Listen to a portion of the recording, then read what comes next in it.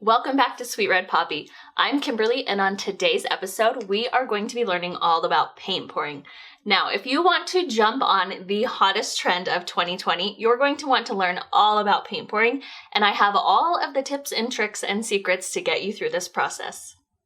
For this tutorial, you will need pre-mixed pouring paints, cups, canvas, drop cloth, foam brush, prism varnish, cell magic, glitter, gloves, a popsicle stick, tweezers, a heat gun, and talc powder.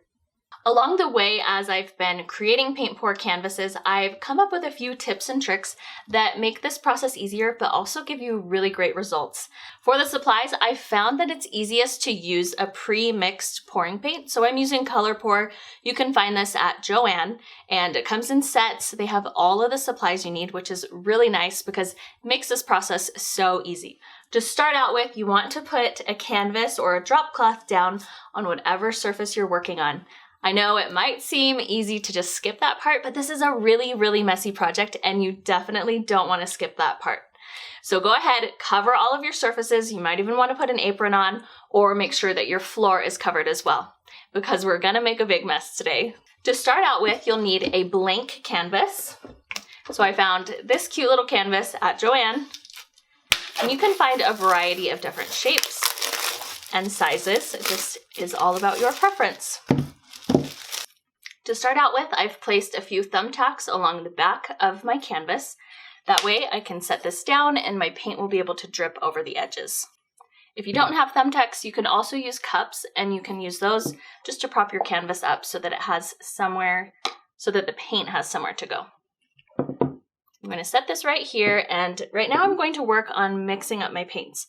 Now there's a few things that you want to keep in mind while you're working with these paints. If you want to get a really beautiful finish that has these cells in it, you can see these little bubbles that it creates.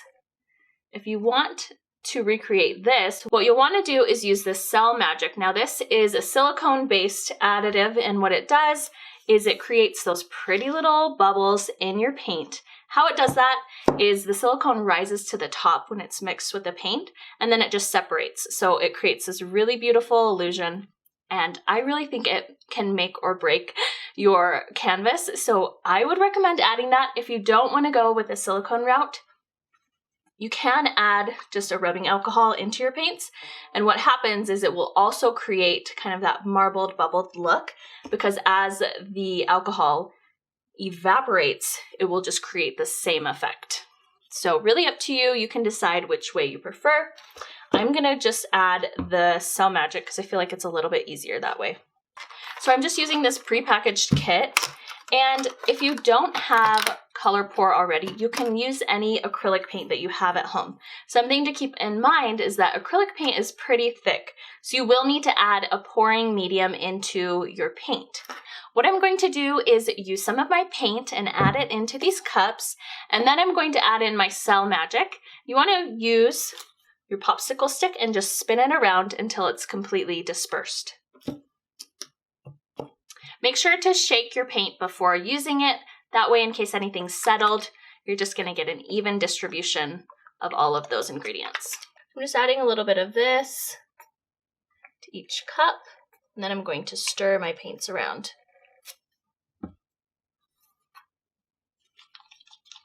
Now I'm going to combine my cups of paint, and you want to keep a few things in mind when you're working with the paint. First off, you want to think about the color wheel. So if you are using complementary colors, or maybe keep in mind if you really don't like the color green, you probably don't want to use blue and yellow together because they are going to run together.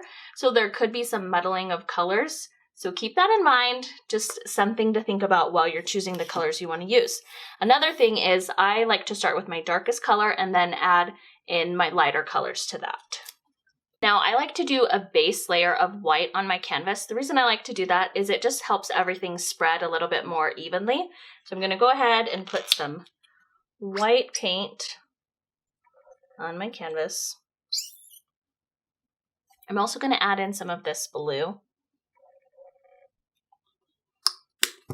And now I'm going to do the best part. Okay, there are a few different techniques that you can use for this. You can just pour it directly. Some people like to put their canvas on top and then flip it.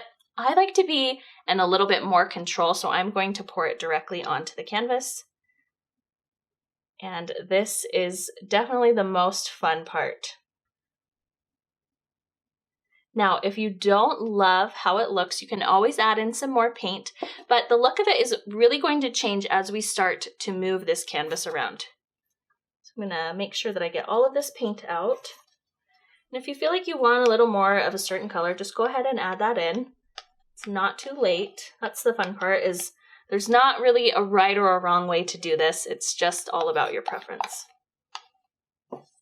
So now is the fun part. I'm gonna put my gloves on because this gets pretty messy. And you can even see the little cells are appearing right now. The longer you wait, the more cells are going to appear. So this is a project that really develops over time. It's not immediate, but as you watch, you'll just see how the painting starts to change. Now, the further you tilt your project, the more color you're going to see. Remember how we layered those colors? If you're only seeing one color, keep tilting your project and those colors underneath that one will reveal themselves. So I'm just gonna go back and forth and just try to cover the entire top of my canvas. Once I have the majority of the top covered, then I'm gonna let it seep off the edges as well. Now I have a pretty big chunk of white through here that I'm not loving, so I'm gonna go in and add a little bit more color to that. The way you do this is you can just draw it right on. I try to draw it kind of staying to the lines that are already there, so it looks like you didn't just add it right in.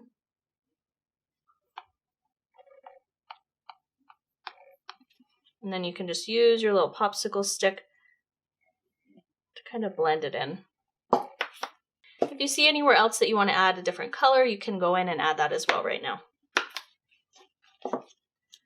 So I just want to check all along my edges and make sure that I have even coverage. So it looks like back here I need to tilt it a little bit and let the paint flow off the edges. Now, some people like to keep a clean edge. If you want your edges to remain white, then you can just put some masking tape around the edges or painter's tape. That way you have a nice clean white finish.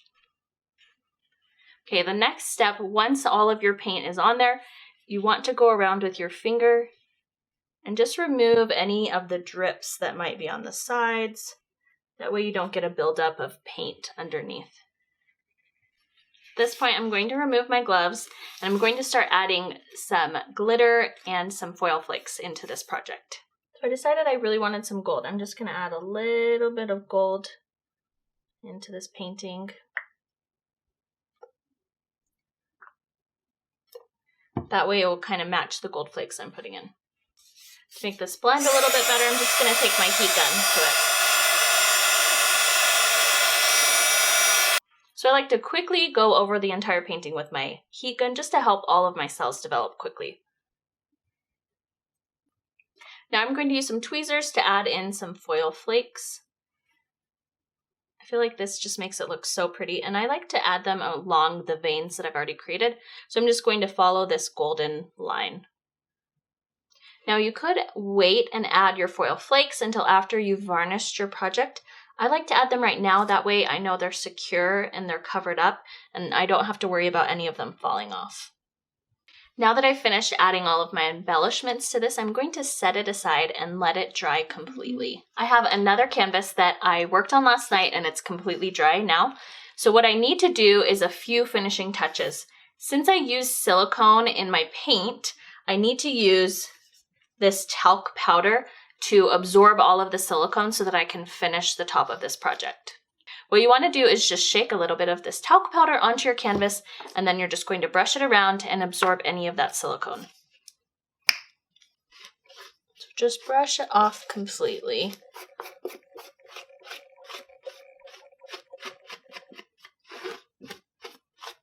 Once you've gotten rid of all of the talc powder, you can go ahead and add your varnish. So I'm using this prism varnish. It has a little bit of an iridescent shimmer to it, which I think is so pretty on top of this. So I'm just going to add a little bit to my canvas, and I'll use a new foam brush just to swirl it around. I like to just paint it in long strokes, making sure that there's an even coating. You also want to get the sides of your painting as well. What this does is it just seals all your paint and your glitter and your foil in so that you don't have to worry about anything falling off, and it just offers a protective finish for your painting. Now I'm going to let this dry for 24 hours, and then I'm going to go ahead and hang it on my wall. Thanks so much for joining me today to learn how to do this fun paint pouring technique. I love sharing these crafty tutorials with you, and I hope you'll subscribe so you get notified the next time I have another fun tutorial. If you enjoyed this video, go ahead and give me a thumbs up. And if you have any questions, go ahead and leave those and I will get back to you as soon as possible. I will be live on here next week with another fun tutorial. See you soon.